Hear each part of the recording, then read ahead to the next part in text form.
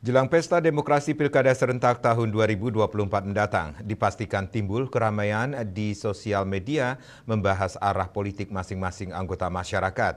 Kendati demikian, peredaran informasi yang bersifat hoaks dan provokatif dapat menyebar dengan cepat membawa tujuan tertentu, sehingga hal tersebut dapat menimbulkan permasalahan di sosial media serta melahirkan perpecahan antar masyarakat. Perkembangan situasi saat ini berpeluang untuk digunakan sarana penyebaran berita hoaks atau provokatif jelang pelaksanaan Pilkada serentak 27 November 2024 mendatang.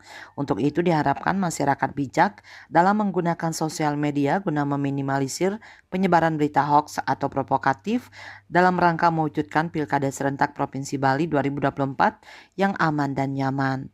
Menjelang tahun politik Pilkada serentak 27 November 2024, Ketua Asosiasi Media Cyber Indonesia Wilayah Bali, Iketut Adi Sutrisna mengajak masyarakat, wartawan, dan para pegiat media sosial untuk bersama-sama menciptakan situasi Bali yang kondusif di tahun politik ini. Yang lebih penting lagi bagaimana menjaga agar jangan sampai ruang publik penuh dengan hoax.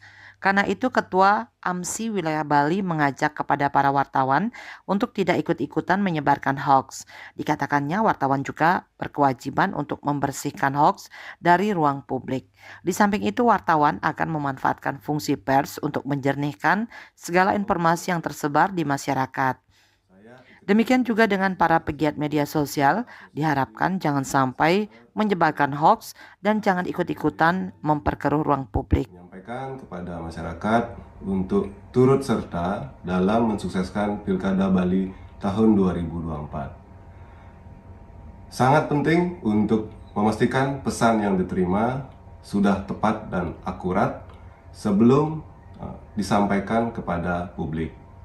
Mari bersama-sama kita melakukan saring sebelum sharing informasi yang ada guna meminimalisir peredaran informasi bohong atau hoax di media.